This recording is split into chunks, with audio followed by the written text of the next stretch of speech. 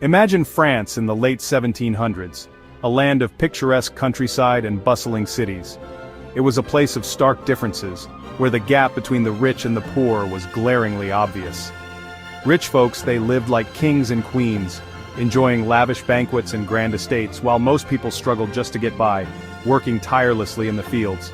This was the time of the ancien regime, the old regime, where you were born into your place in life, and social mobility was almost non-existent. There were three main groups in society, each with its own distinct role and privileges. At the very top were the clergy, the religious leaders, who held significant influence over the people. They didn't have to pay much in taxes and had a lot of power, often living in luxury. Next came the nobility, the rich families who owned tons of land and had immense wealth. They enjoyed the same perks as the clergy, including tax exemptions and various privileges. And then there was everyone else, lumped together as the Third Estate, which made up the vast majority of the population. The Third Estate was a mixed bag. You had successful merchants who thrived in the bustling markets, but also city workers struggling to make ends meet, often living in cramped and unsanitary conditions. There were farmers working hard on their land, producing the food that fed the nation, and thinkers questioning how things worked, sparking new ideas and debates in salons and coffee houses. They carried the biggest burden, paying most of the taxes that supported the fancy lifestyle of the rich and the king's expensive wars. People were getting restless, feeling the weight of their unfair situation. Life was tough, and they wanted fairness, a chance to improve their lives and have a say in how they were governed. For years, crops had been bad, making bread super expensive, a staple food that many could no longer afford, and many families were going hungry, facing starvation and despair. To make matters worse, the king, Louis XVI, was spending a ton of money on himself and on helping America fight for its independence, draining the country's resources.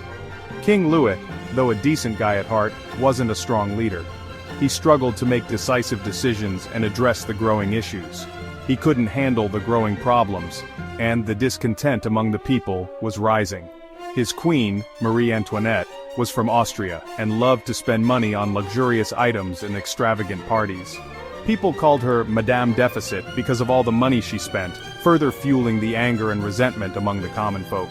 As things got worse, people started talking about change, gathering in salons and public spaces to discuss new ideas. New ideas about freedom and equality, spread by thinkers like Voltaire and Rousseau, were taking hold, inspiring people to envision a different future.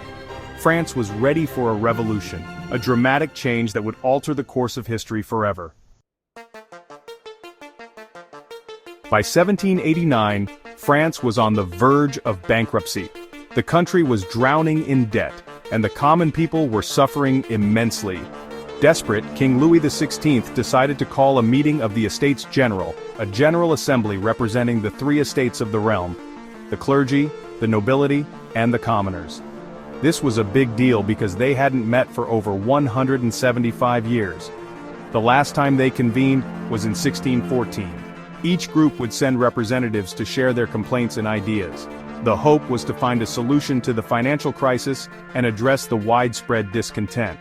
The king hoped this would calm things down, but it actually made things worse. The meeting quickly turned chaotic as old grievances resurfaced. The Third Estate, representing a whopping 98% of the people, went to Versailles, the king's fancy palace, hoping for positive changes. They were determined to make their voices heard. They wanted fairer taxes, a say in government, and an end to the special treatment enjoyed by the clergy and nobility. Their demands were clear and just. But the voting system was rigged. Despite their numbers, the Third Estate found themselves powerless. Each group got only one vote, so the clergy and nobility could always outvote the Third Estate. This imbalance was a source of great frustration. Feeling cheated and sensing a chance for change, the Third Estate took a bold step.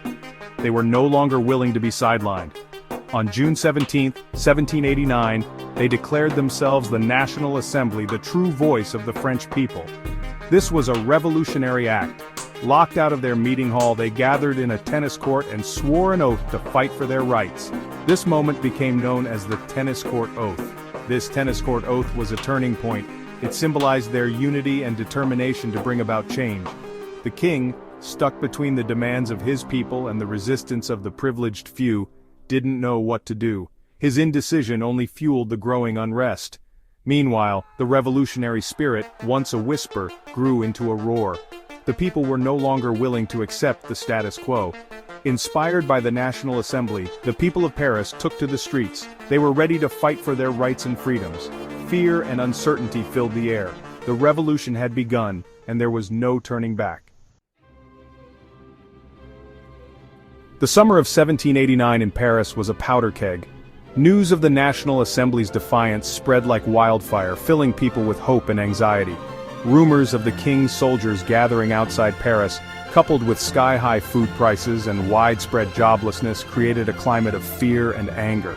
On July 14th, everything boiled over with the storming of the Bastille. The Bastille was a scary, old fortress that symbolized the king's power. It held political prisoners and reminded everyone of the king's absolute rule. Driven by fear and revolutionary passion, a large group of Parisians, armed with whatever they could find, marched towards the Bastille. The governor of the Bastille, caught off guard, refused to surrender. A fierce battle erupted. The capture of the Bastille, though not that important militarily, was hugely symbolic. It showed the people's power and that the old ways were crumbling. July 14th, Bastille Day, would forever be remembered as the day the French Republic was born. The storming of the Bastille changed everything. It gave courage to the revolutionaries and showed what people could achieve together. The revolution was no longer a distant threat. It had arrived in full force.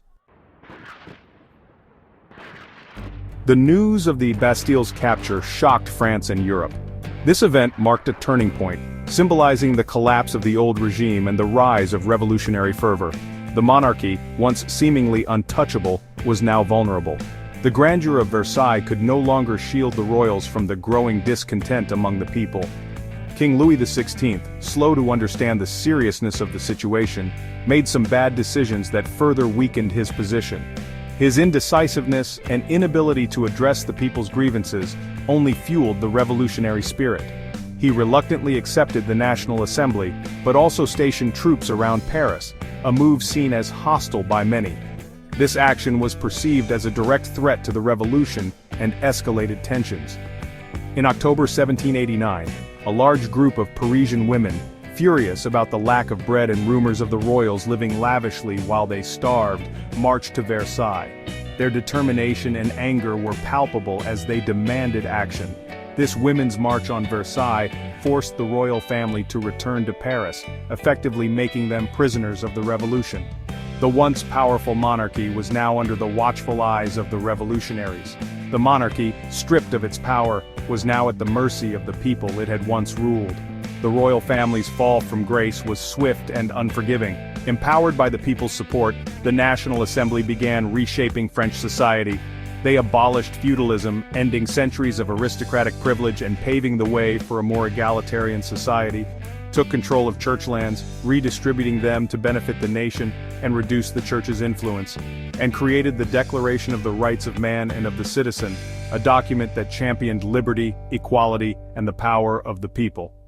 This declaration became a cornerstone of the revolution's ideals. Louis XVI, no longer an absolute ruler and increasingly seen as a relic of the past, faced growing opposition.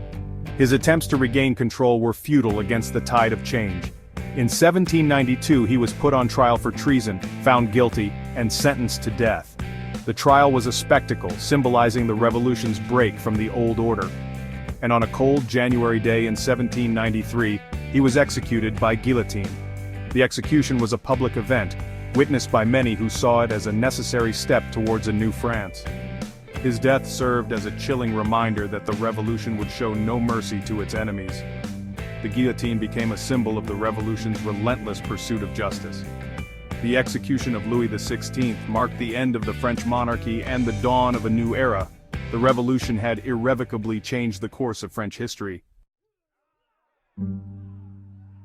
As the revolution went on, it became hard to tell the good guys from the bad guys. The fight for liberty, equality, and brotherhood often turned violent. Robespierre, a leader of the revolution, thought they needed to use terror to protect the revolution. He famously said, "Virtue, without which terror is fatal. Terror, without which virtue is powerless." The Committee of Public Safety, with Robespierre in charge, started the Reign of Terror. Thousands of people were killed, often without a fair trial, all in the name of saving the revolution. it was a time of great confusion. The revolution's ideals were both celebrated and betrayed. The revolutionaries struggled to balance their high-minded goals with the messy realities of governing. This era of both good deeds and terrible violence left a permanent mark on history, showing us how noble goals can be twisted and how power can corrupt. And so the French Revolution continued, driven by the desire for a better world, even as it wrestled with its own demons.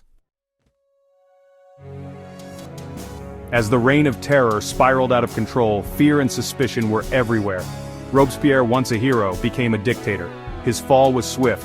In July 1794, Robespierre was arrested and executed, ending the radical Jacobins' control. With his death, the revolution started to move away from its most extreme measures, looking for a more balanced approach. Robespierre's death left a void. The French Republic, tired of bloodshed, wanted stability. The Directory, formed in 1795, tried to bring order but was riddled with corruption and incompetence. France was in turmoil, longing for a leader who could restore peace and confidence. From the chaos emerged a young, ambitious general named Napoleon Bonaparte.